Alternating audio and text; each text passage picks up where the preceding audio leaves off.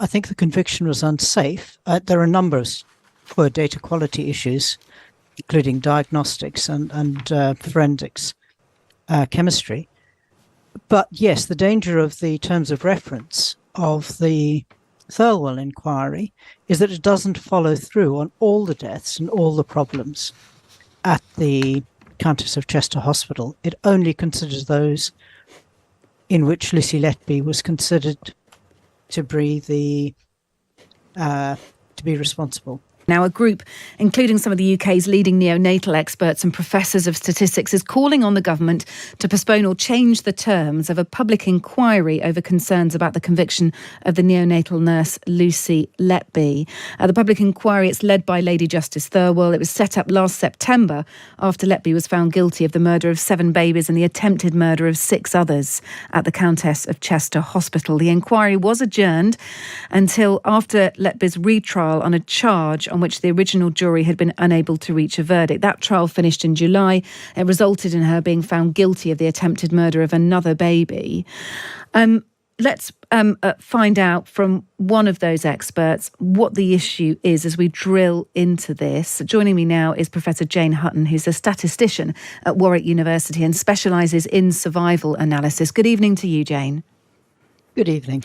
Tell me why you're concerned about the data, the statistics used in the conviction of Lucy Letby. Well, I'm concerned that the conviction might not be safe because of what we know so far about the data presented by the CPS. Of course, the police have probably collected a lot more data, but I can only discuss what we've seen being presented. Okay, and that raises a series of statistical questions. So tell me about your issues with that data. Well, the most obvious one is the chart that the barrister presented many times to the jury. It's misleading at a number of levels. Firstly, it doesn't. It has multiple lines, some babies, without marking that up, so you're double counting. You don't see twins and triplets being marked. The Royal College of Paediatrics had criticised the whole unit, particularly lack of medical rounds, but we have no information on when the medical rounds were done. And there's also no information about rates. And most importantly, I don't think we have a clear definition of an unexplained event. We know that there are another 15 families, in addition to the 13 families involved, where it was considered that Lucy, that there was an untoward event. We need to know about those events as well, because if you're saying that half your events were murder, you still have to explain the other half and how you managed to distinguish them. To be absolutely clear, you're not saying that Lucy Letby was convicted wrongly, but that some of the data that was used to convict her may focus too much on her and not on the departmental failings within that neonatal unit at the Countess of Chester Hospital. So I would say 2 things. One, I think the conviction was unsafe. There are a number of poor data quality issues, including diagnostics and forensics, chemistry.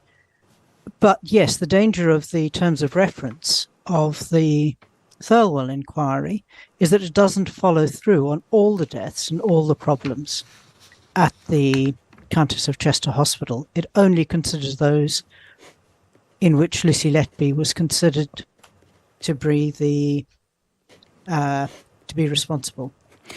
So the issue here is that there could have been departmental failings, yes, as well as the failings of and the criminality of Lucy Letby. Let's be clear about that. But that this inquiry will not focus on the wider department, just on Lucy Letby. And so the danger is that although Lucy Letby is in prison for her crimes, this could happen again either at this hospital or at other hospitals if lessons are not learned. That's right. I mean, it was very clear from the Royal College Child Health and Paediatrics report that there were very serious failings, particularly relating to the medical doctors and indeed to the lack of advanced nurse practitioners. And there was some information about the accuracy of door swipe data as well, relied on by the prosecution to show that Letby had been alone when the babies collapsed, and that was incorrect. Police had wrongly thought that the swipe data showed nurses leaving the neonatal unit and going into the labour ward when in fact they were returning to the neonatal unit. Is that one of the examples of sort of some of the anomalies, some of the inaccuracies that we're talking about here? That's one example. I mean, another question I would have is, when parents enter, do they swipe in and out? And is it possible for two nurses or a nurse and a doctor to enter at the same time? Does it? I don't think it'll be a turnstile where only one person can enter at a time. And there's also a question, of course, of whether there's a internal route that doesn't involve swiping cards. What else was going on in that department? Just leaning into the Royal College's report. What else do we know? We know that, if I remember correctly, that the doctors were criticised, the junior doctors were criticised for being unwilling to seek help when they need it. The senior doctors were criticised for being unwilling to come. As I recollect, the comment was that there were ward rounds 2 or 3 times a week when there should have been 2 ward rounds a day. There's also, I think, evidence that a number of, sometimes when tubes were being inserted by medical staff, they got them wrong. So there do seem to have been a problem. There's also, of course, been the problem of sewage and infection, which would be a very substantial problem. We know that the doctors wrote to management saying they didn't have enough resources, they didn't have enough nursing care. So there are quite a number of other problems that were highlighted. And I think the, depending on how you look at it, the spike in deaths, there certainly was an increase in deaths which needed to be investigated. There's no doubt on that. But I'm very far from sure that the court case has actually explained the deaths by saying that they were the result of murders. I think there are other deaths that are unexplained. That should also be looked at in the context of this, rather than, look, she's a convicted criminal, but as well as looking at what Lucy Letby did, wider context needs to be taken about the performance and the behaviours within that neonatal unit. Look, forgive me for correcting you. Go on. But to the best of my knowledge, there is no evidence of anything that Lucy Letby did. There are assertions of what she must have done, but she was never observed to do anything. Is that correct? She wasn't observed to inject oxygen. She wasn't observed. She was never observed in the killing of those babies.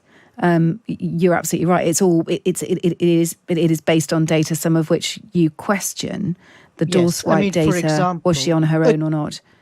It's not just the door swipe data. I mean, for example, one of the things I've worked with is how you diagnose disease, and there are very well established methods for checking the validity of a diagnostic method.